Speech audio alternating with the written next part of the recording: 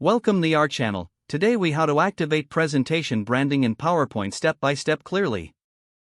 Begin by launching Microsoft PowerPoint on your computer. Open the presentation in which you want to activate branding. Go to the View tab located in the ribbon at the top of the screen. Click on Slide Master from the options available. In the Slide Master view, you will see a larger slide at the top, along with smaller layout slides beneath it.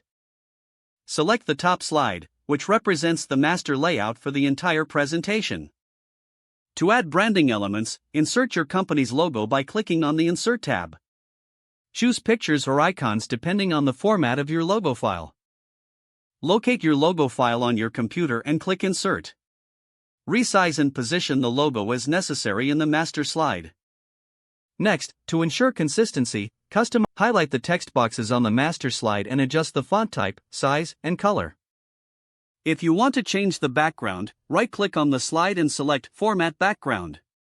Choose a Once you're satisfied with the design, close the Slide Master View by clicking Close Master View in the ribbon. Your branding will now automatically appear on all slides that use the selected layouts. Review several slides to ensure that the branding elements are correctly displayed. Make any necessary adjustments by going back to the Slide Master View. Save your presentation to secure all the branding changes you've made. If the page does not load, refresh the browser or try again in a private or incognito window. Make sure you are using the correct email address, then retype it carefully to avoid small typos. If your password is not accepted, use the Reset option and create a new strong password you can remember. Check your spam folder for verification or security emails, then complete any requested confirmation steps.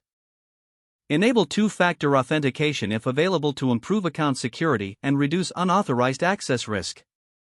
After signing in, review your profile details so your contact information and settings are accurate and current. If you see an error message, note it down and try again after restarting your device and internet connection. Log out when you finish, especially on shared devices, to keep your account and payment information secure. If the page does not load, refresh the browser or try again in a private or incognito window. Make sure you are using the correct email address, then retype it carefully to avoid small typos. If your password is not accepted, use the Reset option and create a new strong password you can remember.